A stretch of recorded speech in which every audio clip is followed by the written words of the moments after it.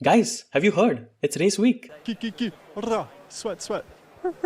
Testing is done. I did my preseason predictions before testing. Kinda wild, kinda unfounded, but not too shabby. But now that we've seen testing, here are my predictions for the 2023 Formula 1 season. We're gonna rank the drivers P20 to first. Okay, so we'll start from the back. P20 and last, I'm putting Logan Sargent for Williams. Nothing against the guy, I actually really like him. I thought he was impressive during testing, did a huge volume of laps, and didn't look out of place as a Formula 1 driver. Huge plus. It's just that I think that Williams car will be the last team, and he's a rookie on that team, so P20. P19 could be a bit of a surprise to some of you. I put Yuki Tsunoda for Alpha Tauri. See, I loved Yuki in Formula 2. I thought he was fast. I followed his career very closely. He was Jehan Daruwala's teammate at Kalin, and I thought Yuki was really fast. But that feeling of Yuki, this little guy is super fast, I haven't felt that since Formula 2. I mean, sure, he's shown some speed here and there in F1, but that transition to Formula 1 from Formula 2 hasn't been great. It's going to be his third year at Alpha Tauri, and I think Nick De Vries is going to come in and beat him. Even though Nick's a rookie, he's not a rookie driver, he's a champion in other series. And yeah, I think he comes in and beats Yuki Tsunoda over the course of the year. But again, that Alpha Tauri doesn't look great. Some people say even worse than the Williams. So considering all that, I'm going to say Yuki Tsunoda P19, Nick De Vries P18. P17 I'm putting Alexander Albon, the lead Williams car. Again, pretty decent season for Alex at Williams last year. I think he's really settling into leading that Williams car. He was pulling that Williams up to P12, P13, P11s consistently, and obviously he beat Latifi. But again, Williams, it's going to be tough. But P17, not bad. Slotting into P16, I'm putting Nico Hülkenberg for Haas. Look, again, I understand potentially low ranking for the Hulk. He is almost a veteran and almost a master at driving in the midfield and snatching some points. And this year's midfield is going to be very tight. But he is new to this generation of Formula 1 cars. Sure, he's done a few Hulkenbacks, but I don't know, I just see him at the bottom of this midfield. Also, that's pretty cool. I'm saying P16, P17 and all are midfield. I really feel like this year, on some occasions, even without heavy accidents and like 8, 9, 10 cars crashing out, I feel like every team will have a chance at points, hopefully. Anyway, moving on to P15, this annoys me to say, but I'm going to put P15 Valtteri Bottas for Alfa Romeo. Yes, the Alfa looks good in testing, but again, tight midfield. Some big teams in the midfield will evolve faster than the others. And if that does happen, I suspect Alfa will get left behind a little bit. And of course, putting Valtteri Bottas P15 also means that he won't finish as the lead Alfa Romeo driver, but we'll get to that. P14, I'll put the lead Haas, Kevin Magnussen. Ahead of your veteran teammate, ahead of an Alfa Romeo in a Haas, you'll take that. P13, in his rookie year, Oscar Piastri for Williams.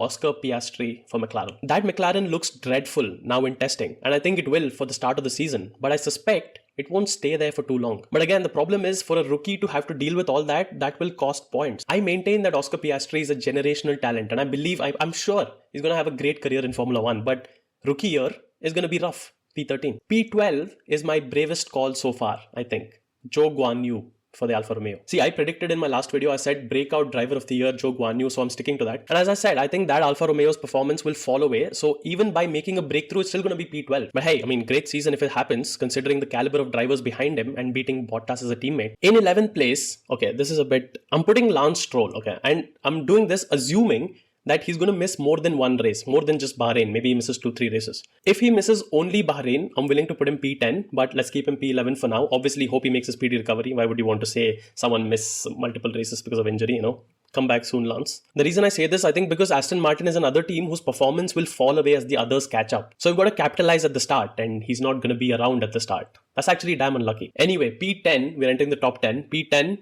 Pierre Gasly for Alpine. That Alpine car is a dark horse for me. I think it'll sustain performance this season. Gasly, new to the team, P10, not too bad. And in P9, his teammate Esteban Ocon. See, yeah, I don't think Gasly will just come into the team and own Ocon. A lot of people don't like Ocon, and I think he's a pretty handy driver. He beat Fernando Alonso last year. Obviously, you can't really count that because of the horrendous luck that Alonso had. But I think Esteban against Gasly will be a straightforward win for Esteban Ocon. I really do. In P8, are you thinking who I'm missing? Or are you thinking, how did you let him come up to here? In that McLaren, yes. Talking about Lando Norris in P8 for McLaren. I'm sorry, Lando is that guy. And I said, McLaren won't stay down in the dumps for too long. So when they rise back up, you'll see Lando Norris doing Lando Norris activities. And of course, P7, the best of the rest. You know who I'm placing my faith in. It's going to be the man himself, Fernando Alonso for Aston Martin. Fernando is going to extract everything out of that Aston Martin. Even if it falls away in performance, like an Indian mother who's squeezing the toothpaste out, he's going to do it. I believe it. Fernando Alonso, P7, and hopefully, and I think this will happen, a few podiums. Right, so that's everyone from P7 to P20 out. Everyone apart from the top 3 teams. We feeling good?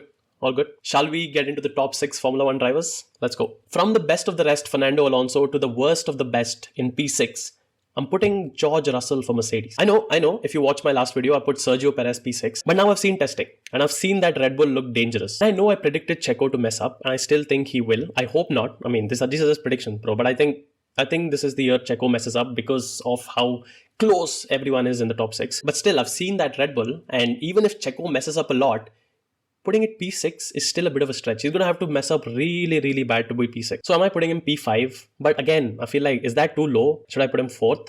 Should I put him 3rd? But I also feel like the Ferraris are strong. And for some reason, I think this year, Lewis Hamilton will really pull that Mercedes up. So screw it. I hope this doesn't happen. I hope he doesn't lose his job. But I'm putting Sergio Perez P5, Lewis Hamilton P4. And if Sergio is P5, he's going to lose his job, I think. And that leaves us with the top 3. The 2 Ferraris, as I said, will be strong. I think Carlos Sainz will be close to Charles Leclerc, but I still think Leclerc still beats Carlos Sainz with a good margin, which does means Carlos Sainz P3 in the championship, Charles Leclerc P2. And I know you saw this coming a mile away. Max Emilian Verstappen, 3x world champion, P1. Dude, I don't know what to say. There's no bias. Like, leave all your biases, leave your favorite teams, favorite drivers, everything, okay?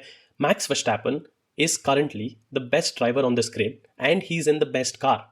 Done. The wildest prediction I could have gone for, Charles Leclerc in the Ferrari, but I've seen testing and I'm like, no, I've got to be sensible. I've got to say Max Verstappen.